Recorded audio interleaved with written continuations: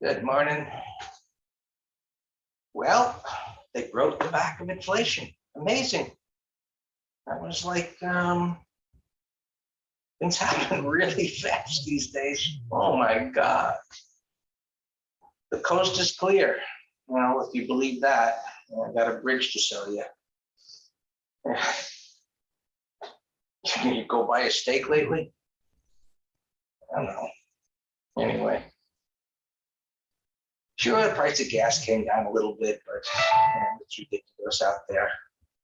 So, not surprised the market reaction, especially after the initial rejection up here at resistance. We'll see where the day ends. You've got options being hedged and whatever goes on there that makes markets react in a moment to news. We got to see how it evolves by the end of the day. Does it hold on to the gain? Does it give it all back? Does it give it half back? Whatever. Just like we look at depths of retracement into one bar. Like, for example, this bar here, it's a good example. It was way down, came back up again. So it was a big red bar. This was rejection, and it held support. So the bottom line is, whatever we begin to create a bias. Oh, it's at resistance. We got a rejection bar. It should go lower. Fine. Let's see the next step. So this is where prices initially begin to make a turn. And okay, so now we got this big green bar on the futures here all day.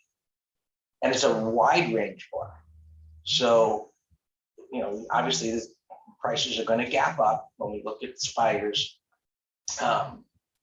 But looking at average true range, and not that we need an indicator down there, just like eyeballing average true range.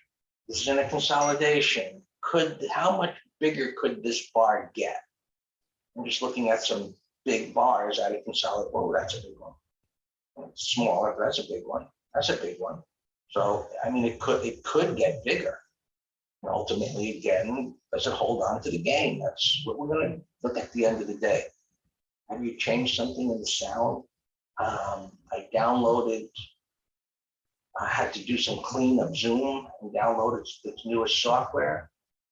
Let me see the microphone. I see this. I'm surprised. Speakers. I'm surprised it's doing anything at all. Microphone. All right, that goes to that. And that goes to that. Thank you for saying something. I switched the mic and the sound from what it was or whatever changed. I had to redo some settings. So thank you for telling me. Okay. I can't even believe that speaker that sound comes out of picked up anything. Anyway. All right. So I was talking about the wider range bars and, could this get bigger? Yes, it can, just eyeballing prior bars. So, again, we'll see where that is. Now, I mentioned the other day there was a pickup in call buying. So look, we can't ignore the reaction here to this news with this inflation thing. One thing that you learn is, over time, that I've learned anyway, probably should have been obvious, but markets, when I say markets, I mean people and institutions. They are evil. And why are they evil? Because they will walk over your dead body for $1. So this is the news. It's viewed as being positive. All the other negatives, they don't matter today. All right. This is just about taking advantage of today. And then just like we look at bar by bar, we look at the trend and we'll see where this ends. But these internals, which I've used for decades, they never fail. I don't say it's going to turn on a dime, but when these things risk is rising for longs or risk is rising for shorts or opportunities are rising for longs and vice versa, you pay attention, and it doesn't always turn into like a big crash, but just sometimes it does, other factors coming in alignment, but when we can't ignore this risk just because, today, this news pops up. So again, we'll just see where it ends the day, and where other markets participate. For example, Bitcoin, and I'll get to the other stuff, but Bitcoin's not been doing anything. It's just been chopping around here. I'm interested to see if this holds on to its gain or not. If it does, I think that'll be a good sign. Maybe, this market has got a couple of more days in it. Look, I mentioned in a prior morning, I forget when, when we talked about this trend and coming to resistance where it ends. And historically, it happens in the middle of the month. Today's the 10th. So maybe there's another week in this market going up. September's the worst month of the year. The market's been rallying. That seasonality thing lined up with a market trending higher. It just makes sense, to look at the middle of the month and what this possibly following through. So just keep that in mind going into next week, about these seasonality things and markets and market internals. So let's look at the gaps. So gapping up above these highs, it's got to be viewed as bullish, but it's creating a void. So now, it's just barely gapping up there, but that's a good thing as far as starting a gap. Now, if it jiggles here, pulls into here a little bit, it could form a buy setup. That weekly chart is not enticing because of the run, just looking at where things are at here. So it's still going to be a little bit of touch and go. SPX gone, be tricky. If you could expand on that, McGraw, as to what that means. I don't know what you mean by that, but I value your input. So gap up here.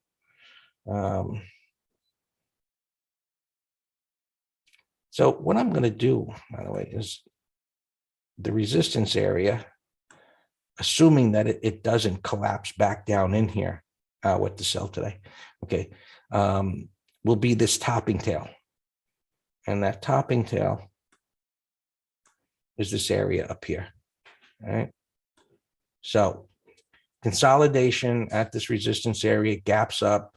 We'll see if it holds on to the gain, and maybe into the middle of the month, it gets up to the next resistance level. That's why we look to the left, right? Here's one level, here's another level. Look at the distance between levels, and that's the potential opportunity to the next point of resistance up around here. You could look at what's the large open interest up there, and so on and so forth, the factory work. All right. Now, McGraw's telling me the juice is gone, and it must be right, because when I'm behind here. And so we definitely have to be above. Well, the first thing I'm going to do is look and see. It's gapping up here above here, so it's right at 4,200. And so the thing is there juice up here? And probably not by what McGraw said, but maybe there will be if it runs up a little bit. 4,250, 60 by 85, McGraw. That's far away, and decent open interest there. So maybe 4,255, 4,290. There's nothing at 4,290. If you go out tomorrow, there's nothing there today. But for today, I would look above 4,250. And I don't know if there's anything down below, but I know there won't be anything at 4,100. 4,105. Wow. That's something. 4,100, 60 by 70 cents. What's up with that? Yeah.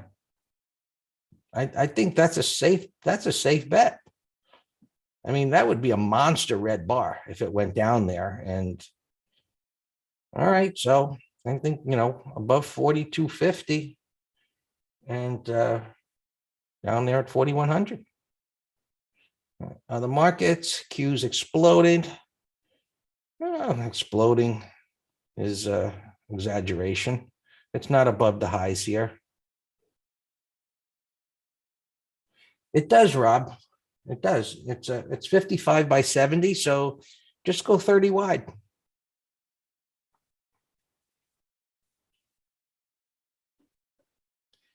All right. So that's not getting above the highs, but it already reached this area. And so the S&Ps are here relative to, the June high. So these are already up here. And you can see the topping tail up there. I would be careful, well, we're always careful. I shouldn't say that. We're always careful. Extra careful? What does that mean?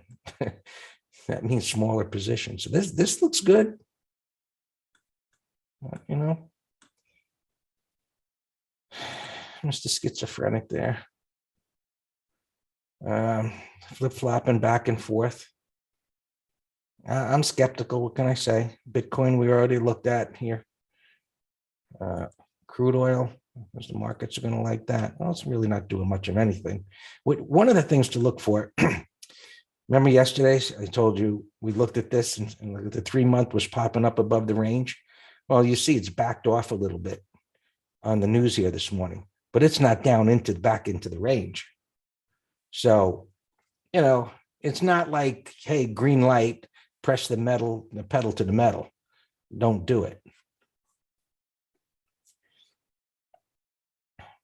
I think, the put side at 4,100 should be fine. I mean, you can assess the upside. Rob, if it runs up at the open a little bit into 10 o'clock, just go above 42.50. Let me see the 5-year. That's coming down quite a bit, but had that breakdown failure. Big mess here. And it's not all perfect. And that improved a little bit, of course. Anyway. Silver is acting okay. And gold is acting okay. It's not the greatest kind of patterns. Yeah. And we'll see with TBT. I just want to click the transports. Yeah, so day trades, of course, possibly credit spreads as always. That's been going well for the most part, and we'll see where the day ends. Keep an eye on this. Market rallies. I mentioned that just this year. Sometimes it goes below here and starts trending down, but this year down around 20 or a little below 20 has been where markets have topped out. So VIX getting to 20, put call ratio getting to a bearish extreme, markets near resistance. This ain't the beginning of a bull market here. So whatever, the market's embracing this news, but I don't see the coast as being all clear here. So, yeah. To you, Daniel. Yeah.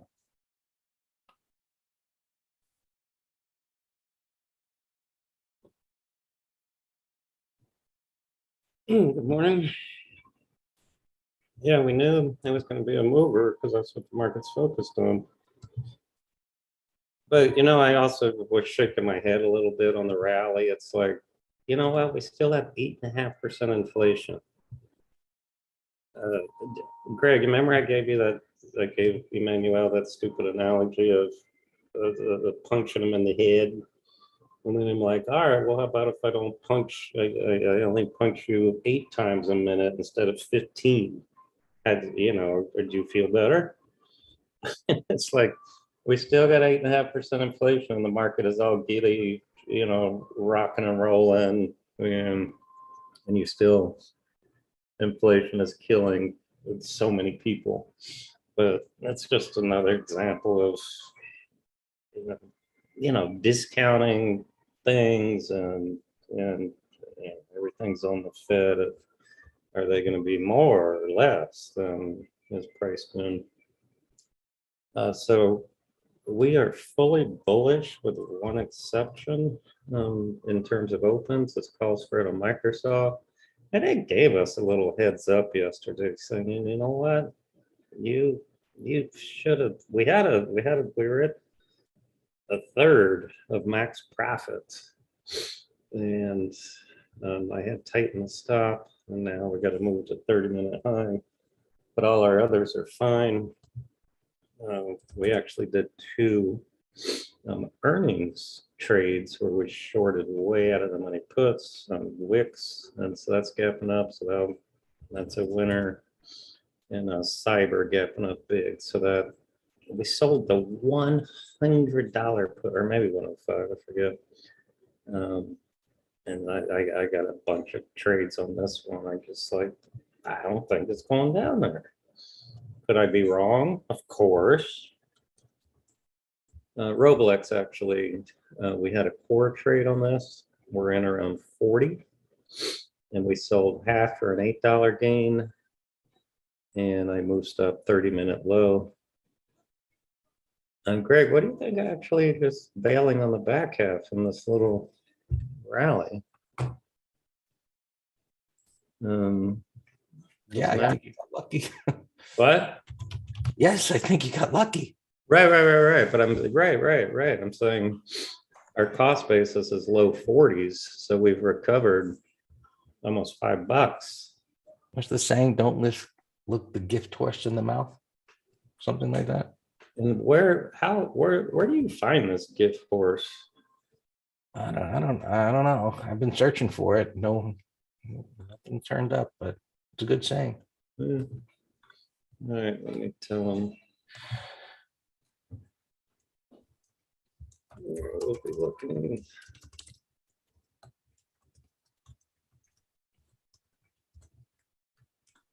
All right, so that's that. And ZD, I don't see anything.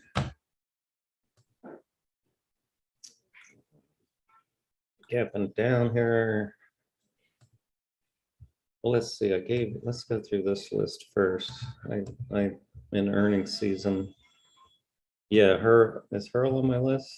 No, HAE. But let's look at these. I mean, some might have changed with the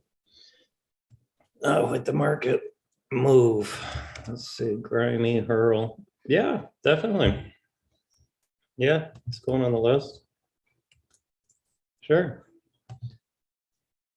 EXEL. Gapping up 2188. So McGraw, so see, this is a put spread idea. 5, 10, 15-minute high. Just make sure the gap upholds. HAE. I see one print up here at 71, but that's looking good. Let me put this EXEL in a window.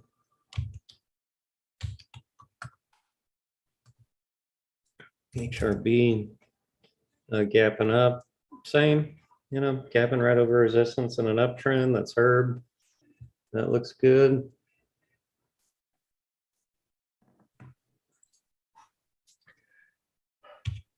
Put that in a window.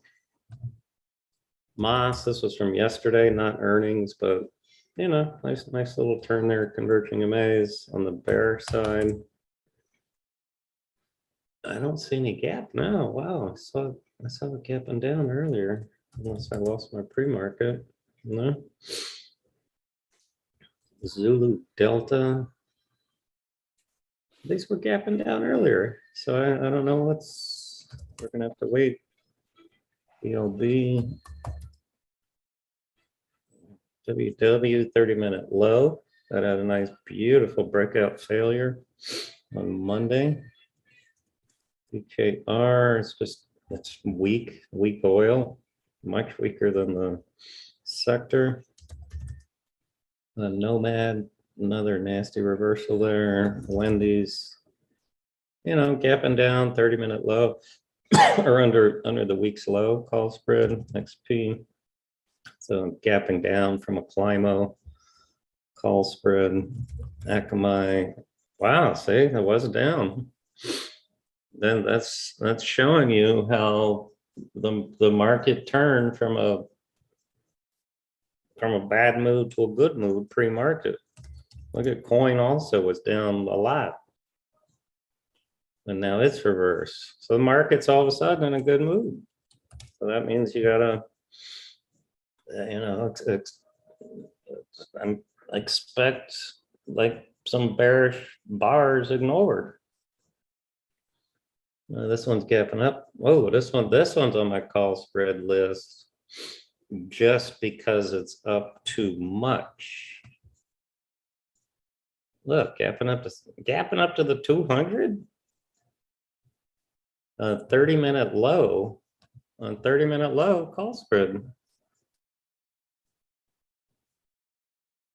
Yeah, put that in a window.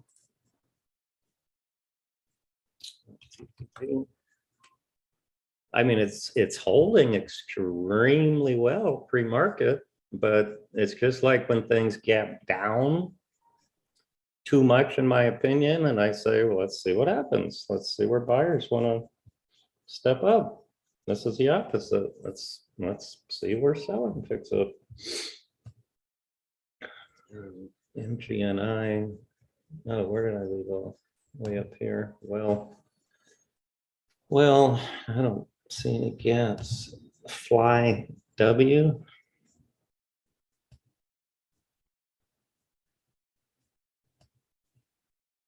Plug was down, now it's up, no pattern. MGNI. All right, so that one's gapping down though, McGraw. BE negated its gap. No pattern. Airy 21 and change, no pattern. The red roof in. Why am I not seeing gaps? Playboy. If David were here, I remember trading this thing around $40. Look at this. This is a crazy move on Playboy. Wow, that thing's been on a wild ride. And now it looks like it might go to zero. Yeah, David, we were selling call and put spreads on that thing. Manu up a little bit, 30-minute high idea. No pattern here on Go, you're gone. On Darden, I mentioned a call spread, but see now it's up. This was a pattern you can kind of trade up or down. 30-minute high or low, self, no pattern. Jack, another restaurant, no pattern. HAE, we talked about. Doe. No pattern. Oh, look at this little guy. AMH. I can't type. AWH. Look at this core long. So, you know, big trading range here, but this is what we call a beautiful range expansion continuation bar. Look at the bottoming tail. Took out the low of 3 bars, and it's a closing breakout. Look at this weekly. It's another bottoming pattern. Looks fantastic. So I'm going to be buying that over yesterday's high. AWH.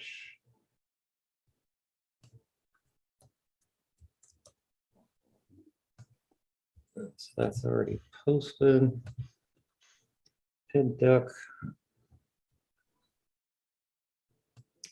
This is what YouTube is asking. Let's see, I gotta read it. I don't want to. I can't get into a full lesson right now. When do sideways consolidations become bearish? I'll give you 2 quick answers. Number 1, when it's a breakdown. Number 2, when you get 1 or more upside shakeouts that give you kind of like, here's one right here. Look, here you go, right here, Pib Duck. So this was very bullish consolidation, rising 2050. You had a closing breakout, but a topping tail, now wide range closing under all that. There you go. Now that sideways consolidation failed. That's why that's on my call spread list. A lot of junk moving. Look at SSNT. There's no entry here on the daily, but weekly rocked. Sierra Golf. That's a nasty gap. That's Sweet Garden. I think that's a restaurant. Meg L, recent IPO. Look at that. Tight, tight, tight, tight, tight. 15-minute base. If that goes sideways for 30 minutes, short of 30-minute low. Phase had its blast off yesterday. Total 100%. Looks like a SPAC. Flatline at $10. Came out of the coma. We'll watch it. Roku is a short under yesterday's low, but today's gap up probably is going to make it not hit. But AERC, let me put that back. AERC. I like the weekly. It's gapping down here $1. So hopefully we get a 1, 2, 3 for tomorrow.